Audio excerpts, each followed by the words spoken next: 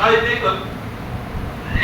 আমাদের নেতৃবৃন্দর ফাঁসির বিনিময়ে আমরা যে নতুন স্বপ্ন দেখার সুযোগ পেয়েছি, এই সুযোগ পাওয়ার পরে যদি আজকে বাংলার জমিনে আল্লাহ দিন প্রতিষ্ঠার সংগ্রামে আপনি আমি সম্পর্কিত না হতে পারি, আল্লাহ আদালতের সাথে কি কৈফিয়ত দেবেন আজকে নিজের বিবেকের কাছে তিনি প্রশ্ন করেন। এই জন্য সবার কাছে আহ্বান করবো, আসুন যদি আপনার না আব্দুল্লাহ হয়, আব্দুল্লাহ হয়, মুসলমান না হয়, আপনি যদি মুসলমান বলে নিজেকে দাবি করেন, তাহলে সবাইকে ইসলামী আন্দোলনের সাথে সম্পর্কিত থাকতে হবে। সবাই সমান দিতে পারবে না, কিন্তু আপনার সম্পর্ক থাকতে হবে, আপনার চিন্তা ফিকির থাকতে হবে আল্লাহর জমিনে আল্লাহদের প্রচেষ্টা করা।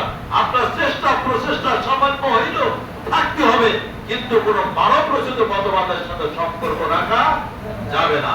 এইটাই যদি হতে পারে, আল্লাহর কাছে আপনি আমি নাজাতের পথ তৈরি করতে পারবো। আর তা না হলে ওই আমল দিয়ে কোন পথ তৈরি করা যাবে না।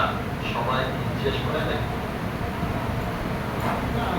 আচ্ছা, ছোট্ট একটা উদাহরণ দেয়, আমার কথা শুনে বলতে পারে আমার কি মশলা, আমি মশলাটা উদাহরণ দেই।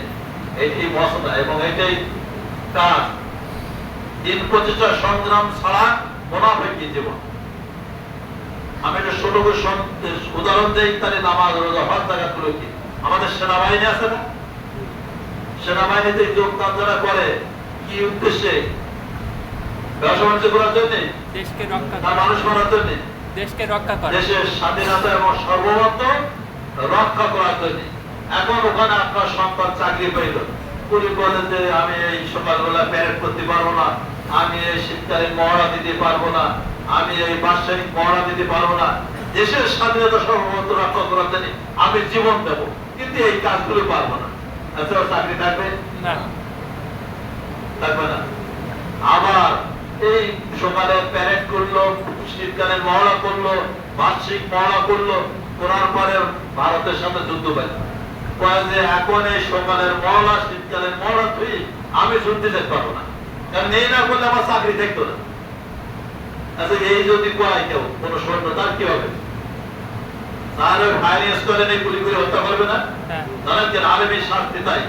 যদি কেউ যে দেশদ্রোহী হিসেবে তোমার আখ্যায়িত হবে, তোমার পিছনে সরকার এই লাখো লাখো টাকা খরচ করে এতদিন তোমাকে শারীরিক ফিটনেস তৈরি করেছে, যুদ্ধের জন্য প্রস্তুতি করেছে, তোমাকে বিভিন্ন অস্ত্র চালানো শিখিয়েছে, আর তুমি যুদ্ধের সময় বলতেছো আমি প্যারেড করবো, যুদ্ধে যাইতে পারবো না, তোমাকে গুলি করে হত্যা করা ছাড়া আর কোনো রাস্তা নেই। এটা নিয়ম। ঠিক আজকে নামাজ রোজা হজ যাকাত, ওখানে যেমন শীতকালীন মহড়া বার্ষিক মহড়া প্যারেড শারীরিক ফিটনেস তৈরি করার জন্য আল্লাহ রাব্বুল আলামিন আপনার আমার এই ইবাদত বন্দেগিগুলো দিয়েছে ঈমানি ফিটনেস তৈরি করার জন্য। আপনার ঈমানি ফিটনেস কি?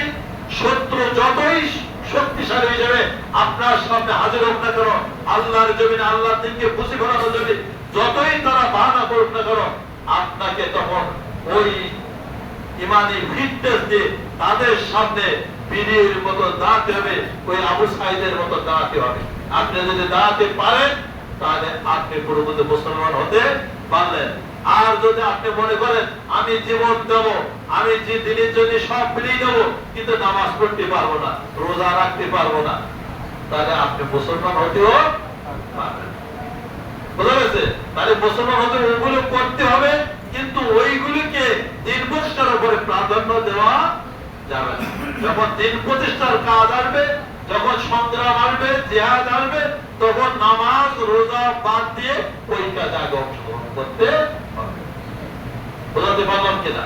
আল্লাহ রাব্বুল আলামিন আমাদের সবাইকে তৌফিক দিন, আমরা যেন এই হাজারো শহীদের বিনিময় যারা চোখ হারিয়েছে, হাত হারিয়েছে, পা হারিয়েছে, যারা আজকে আত্মনাদ করে বাঁচছে, কারোর স্বামী হারা হয়েছে, বিধবা হয়েছে, কেউ সন্তান হয়ে হারা হয়ে আত্মনাদ করছে, এইভাবে অসহায় ফ্যামিলি গুলা এই ফেসিবাদীকে দূর করার জন্য তারা এইভাবে জীবন দিয়েছে, তাদের রক্তের উপরে দাঁড়িয়ে যেন আমরা কোনো বেঈমানি না করি, আমরা যেন আখিরাতকে নষ্ট না করি। আল্লাহ আমাদেরকে সেই বুঝ দান করুন। আমিন।